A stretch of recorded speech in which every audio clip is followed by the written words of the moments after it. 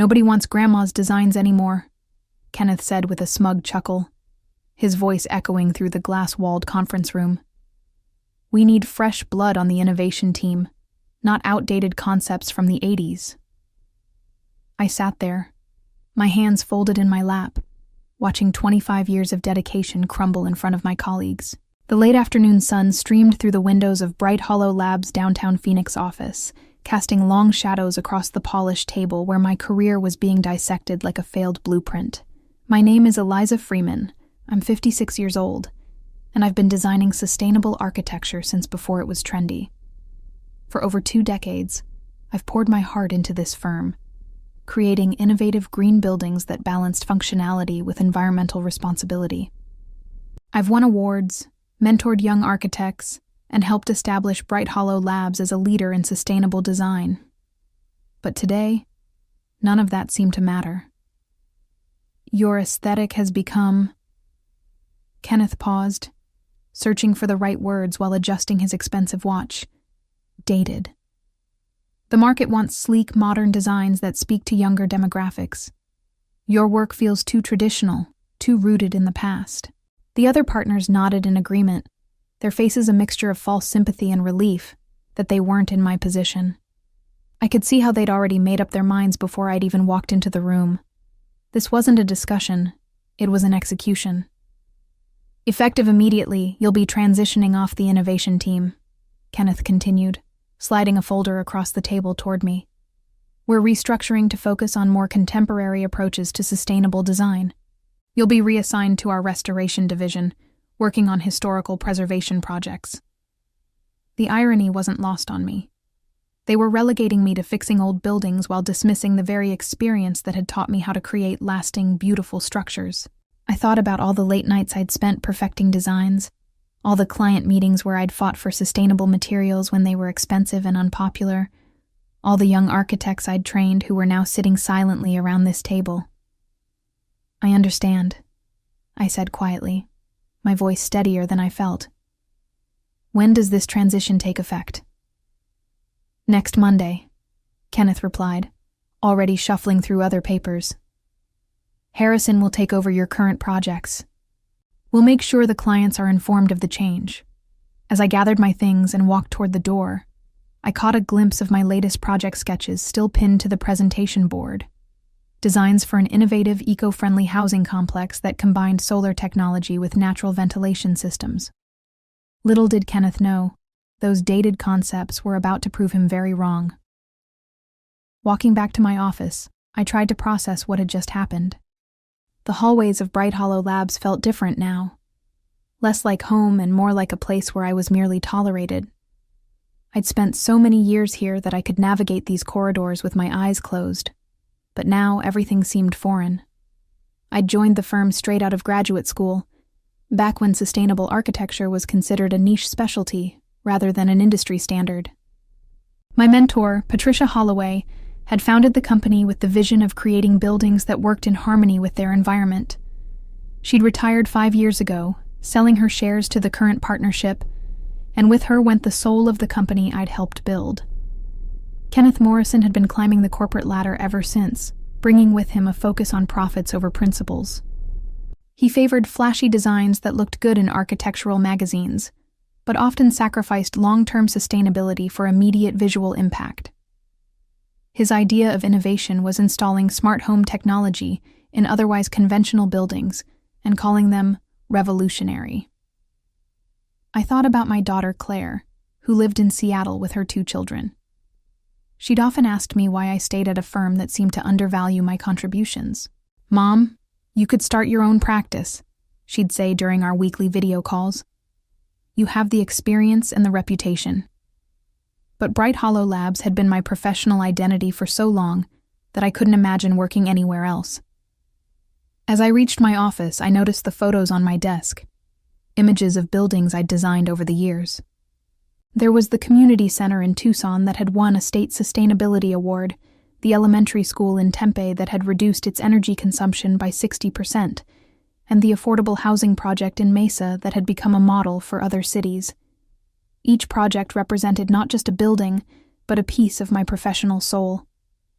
My computer chimed with an email notification. It was from the Phoenix Green Housing Initiative, marked with high importance. I'd submitted my independent design proposal 3 months ago, working on it during evenings and weekends in my home studio.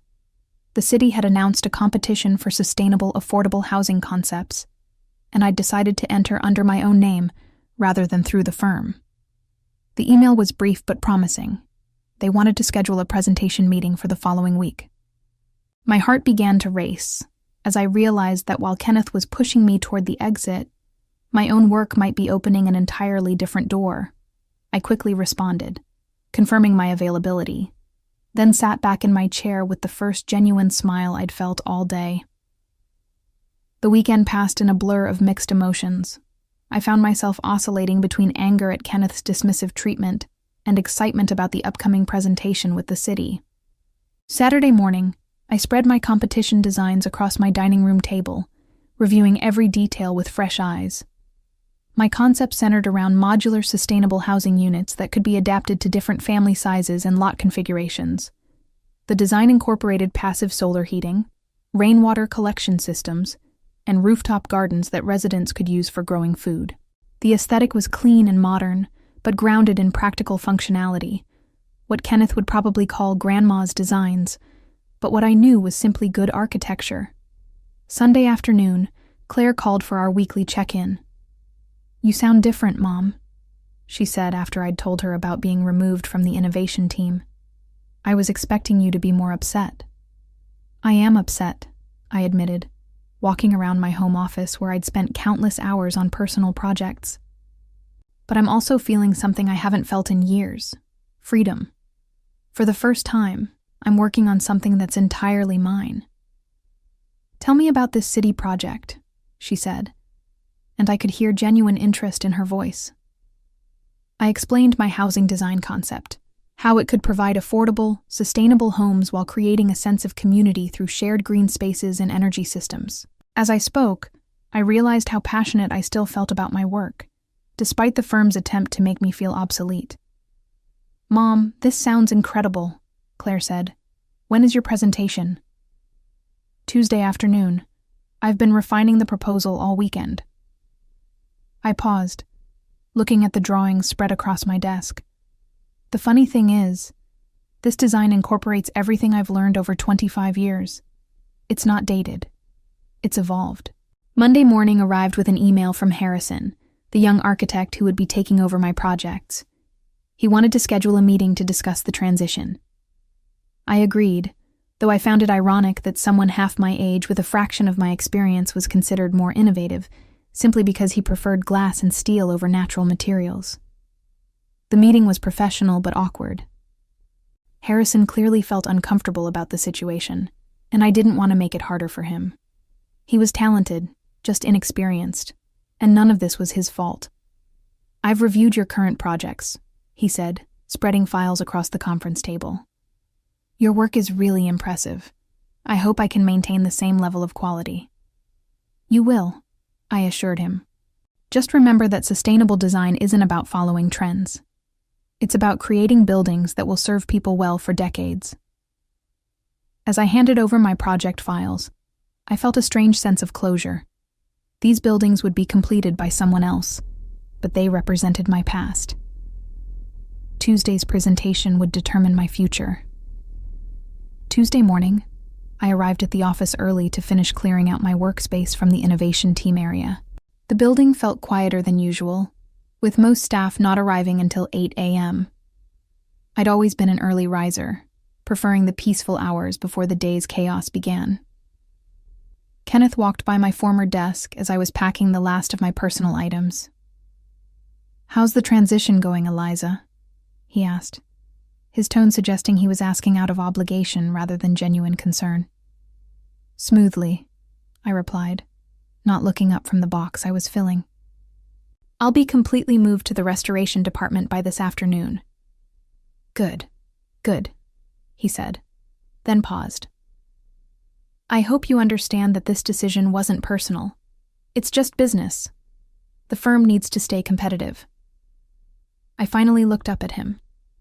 This man who'd spent the last 5 years systematically undermining everything Patricia Holloway had built. I understand completely, Kenneth. Sometimes change is exactly what's needed. He seemed satisfied with my response and continued toward his corner office. What he didn't know was that in 3 hours, I'd be presenting to the Phoenix Green Housing Initiative Committee, potentially launching a new chapter of my career that would make his definition of competitive look extremely narrow. At 1 p.m., I left the office for my presentation, telling my assistant I had a dentist appointment. The Phoenix City Hall was a 15-minute drive from Bright Hollow Labs, and I used the time to review my talking points one final time. My hands were steadier than I'd expected. Apparently, years of client presentations had prepared me for this moment. The committee meeting room was smaller than I'd anticipated, with 5 members seated around a rectangular table. Dr. Angela Rodriguez, the city's Director of Sustainable Development, led the introductions. The other members included a city planner, a housing advocate, an environmental engineer, and a community representative. Ms. Freeman, Dr. Rodriguez began, we've reviewed your preliminary submission, and we're quite impressed. Your modular approach to sustainable housing addresses several key challenges we're facing in Phoenix. Could you walk us through your concept in more detail? For the next 30 minutes, I presented my design with a passion I hadn't felt in years. I explained how the modular units could be manufactured off-site to reduce construction waste, how the passive solar design would minimize energy costs for residents, and how the integrated community gardens would provide both food security and social connection. The beauty of this system, I said, pointing to my technical drawings, is its adaptability. A young couple might start with a 1-bedroom unit, then add modules as their family grows. Empty nesters could downsize by removing sections, which could then be used for other families. The environmental engineer leaned forward. What about maintenance costs? These systems look complex. Actually, they're designed for simplicity, I replied. The solar panels and rainwater systems use proven technology with minimal moving parts. The construction materials are chosen for durability and low maintenance. Over a 20-year period, residents would save significantly on utility costs. The questions continued for another 20 minutes, each one allowing me to demonstrate the depth of thought I'd put into every aspect of the design. These weren't just pretty drawings. This was a comprehensive solution to urban housing challenges. Ms. Freeman, Dr. Rodriguez said as the session concluded, we have 3 more presentations this week, but I can tell you that your proposal addresses our requirements exceptionally well. We'll be making our final decision by Friday and announcing the winner next Monday. As I drove back to Bright Hollow Labs, I felt a mixture of hope and nervous energy. Whether or not I won the competition, I'd reminded myself that my designs weren't dated. They were timeless, practical, and innovative in ways that mattered beyond aesthetic trends. The rest of the week crawled by at an agonizing pace. I threw myself into my new role in the restoration department, reviewing historical preservation guidelines and studying architectural drawings from the 1920s and 1930s. The irony wasn't lost on me. While Kenneth dismissed my work as dated, I was now officially responsible for maintaining buildings from nearly a century ago.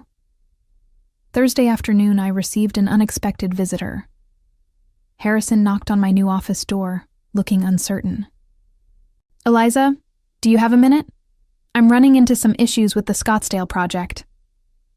I gestured for him to sit down. The Scottsdale project had been my baby, a mixed-use development that combined residential units with retail space and office areas, all designed around a central courtyard with native desert landscaping. The client is asking for modifications to the ventilation system, Harrison continued. They want to add more mechanical cooling, but I'm not sure how that affects your sustainability calculations. I pulled out my original notes for the project. The natural ventilation system was designed to work with the building's orientation and the thermal mass of the adobe walls.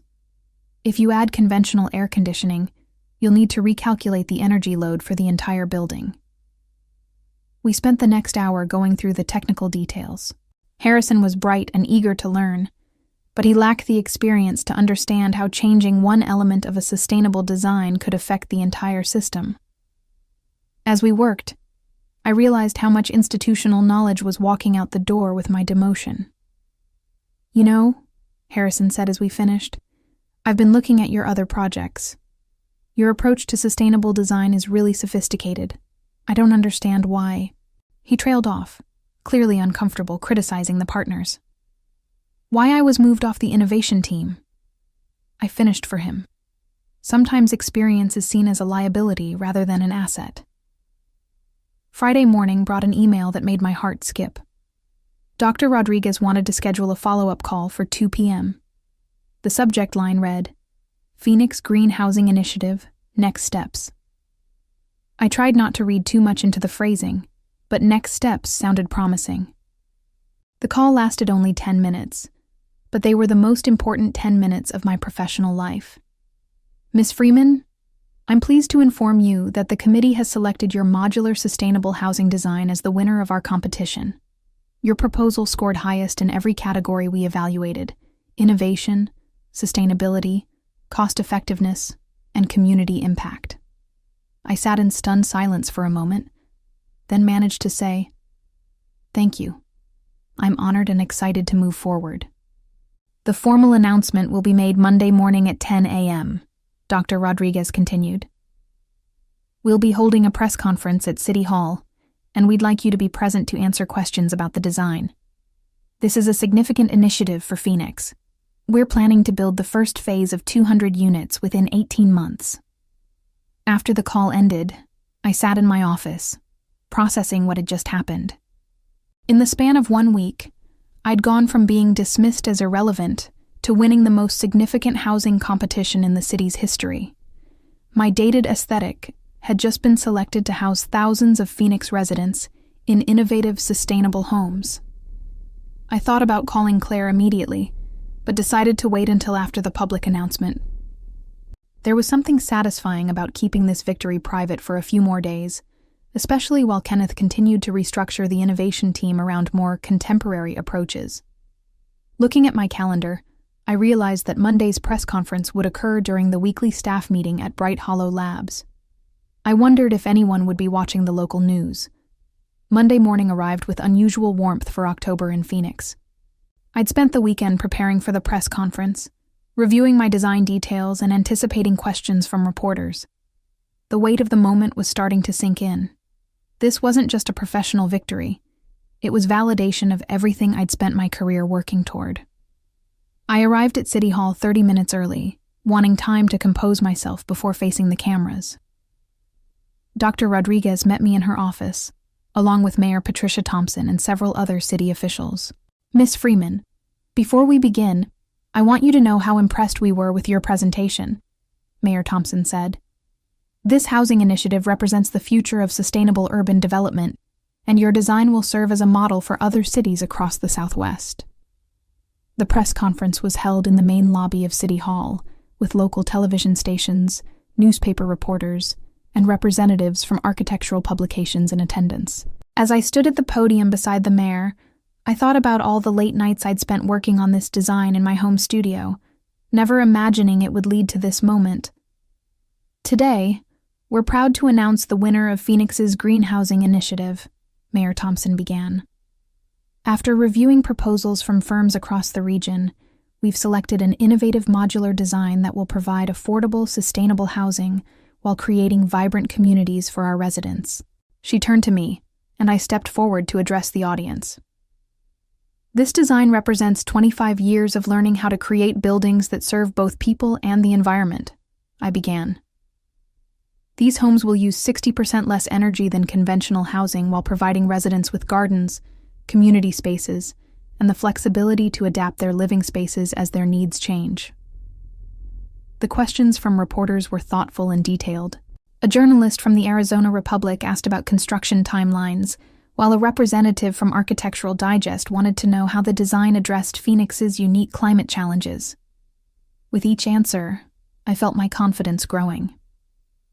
"Miss Freeman," a reporter from Channel 12 asked, "I understand you're an architect with Bright Hollow Labs. How does your firm feel about this selection?" I paused, choosing my words carefully. This was an independent submission, I developed this design on my own time, using my personal experience and vision for sustainable housing. As the press conference concluded, I noticed several familiar faces in the crowd. Word had apparently spread quickly through Phoenix's architectural community. I saw colleagues from other firms, former clients, and even a few current Bright Hollow Labs employees who had obviously left work to attend. My phone buzzed with a text from Claire. "Mom, I just saw the news online. I'm so proud of you." Her message was followed by a string of celebration emojis. The drive back to Bright Hollow Labs felt surreal. I'd just been announced as the winner of the city's most significant housing competition, but I still had to return to my desk in the restoration department and pretend this was just another Monday.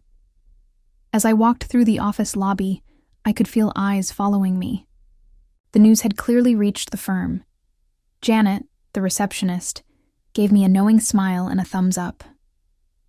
Several junior architects stopped their conversations to congratulate me. I made it to my office without encountering Kenneth, but I knew that conversation was inevitable. My phone was already buzzing with calls from reporters wanting follow-up interviews, and my email inbox was filling with congratulatory messages from colleagues across the industry. By noon, it was clear that my dated aesthetic had just become the most talked-about architectural design in Phoenix. The irony was delicious, but I wasn't finished yet. Kenneth appeared in my office doorway at 1 p.m., his expression a careful mask of professionalism that couldn't quite hide his frustration. "Eliza, congratulations on your competition win," he said, stepping inside and closing the door behind him. "Quite an achievement."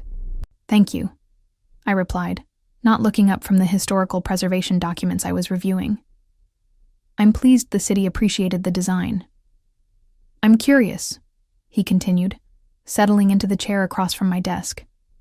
"When exactly did you develop this proposal? I don't recall seeing any modular housing concepts in your recent project portfolio." I set down my pen and met his gaze directly.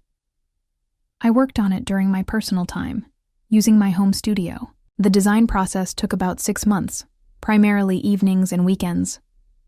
Kenneth's jaw tightened slightly. "I see. And you didn't think to discuss this with the firm? After all, Bright Hollow Labs has been your professional home for 25 years. The competition guidelines were clear that submissions could come from individual architects or firms," I said calmly. "I chose to submit as an individual." "But surely you understand the optics here," Kenneth pressed. "You're a Bright Hollow Labs employee winning a major city contract just days after being restructured within the firm. It could appear that we don't recognize our own talent." I almost laughed at his audacity. "The competition was announced 4 months ago, Kenneth. The submission deadline was 3 months ago. The judging process has been ongoing for weeks. None of this happened just days after anything." He stood up, his composure finally cracking. "The partners and I need to discuss how to handle this situation. The press is already calling for statements about our role in the project." "I'll save you the trouble," I said, returning to my documents. "I'll be handling all media inquiries personally." By Tuesday morning, the story had gained momentum beyond what anyone anticipated. The Phoenix Business Journal ran a front-page feature titled, "Local Architects' Independent Design Wins City Housing Competition," with a sidebar article analyzing the growing trend of sustainable architecture in the Southwest. More significantly, Architectural Review, the industry's most prestigious publication, had picked up the story. Their online article, Innovation from Experience: How 25 Years of Practice Led to Award-Winning Design, included a detailed analysis of my modular housing concept and interviews with sustainable design experts praising the approach. Kenneth called an emergency partners meeting for Tuesday afternoon. I learned about it from Harrison, who'd been asked to compile all materials related to my previous projects for the firm. "They want to see everything you worked on for the past 2 years," he told me, looking uncomfortable. "Kenneth specifically mentioned reviewing your project documentation for any connection to the winning design." I almost felt sorry for them. They were scrambling to find some way to claim partial credit for my success, not understanding that this design represented a completely different philosophy from anything Bright Hollow Labs had pursued under Kenneth's leadership. Wednesday brought the phone call I'd been expecting. It was Kenneth, his voice strained with forced enthusiasm. "Eliza, the partners have been discussing your recent success, and we'd like to propose a solution that benefits everyone. We're prepared to offer you reinstatement to the innovation team as lead sustainable design architect. We'd also like to discuss how Bright Hollow Labs might serve as the implementing firm for your housing project." I let the silence stretch for several seconds before responding. "I appreciate the offer, Kenneth, but I'm quite content in my current role. As for the implementation, I'll be working directly with the city's selected construction partners." His sharp intake of breath was audible through the phone. "Eliza, surely you can see the mutual benefit here. The firm's resources, our established relationships with contractors. The city has already selected their preferred partners," I interrupted gently. "The decision is final." Thursday morning, I submitted my resignation letter to Bright Hollow Labs. After 25 years, it was time to start my own practice. The Phoenix Housing Project would be my first major client, but the phone hadn't stopped ringing since Monday's announcement. Architecture firms from across the country were calling, wanting to discuss partnerships or licensing agreements for my modular design concept. Kenneth made one final attempt to change my mind, appearing at my office as I packed my personal belongings. "This is a mistake, Eliza. You're throwing away decades of stability for what might be a short-term success." I looked around the office I was leaving behind, then at the man who'd tried to make me feel obsolete. "Kenneth, you told me nobody wanted Grandma's designs anymore. It turns out you were wrong about what people actually want." Claire flew down from Seattle for the weekend to help me set up my new home office. As we arranged my drafting table by the large window overlooking the desert landscape, she asked about my plans. "I'm going to design buildings that last," I told her.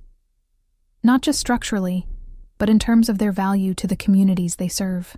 I'm going to prove that experience and wisdom aren't dated. They're essential." The first phase of the Phoenix Green Housing Initiative broke ground 6 months later.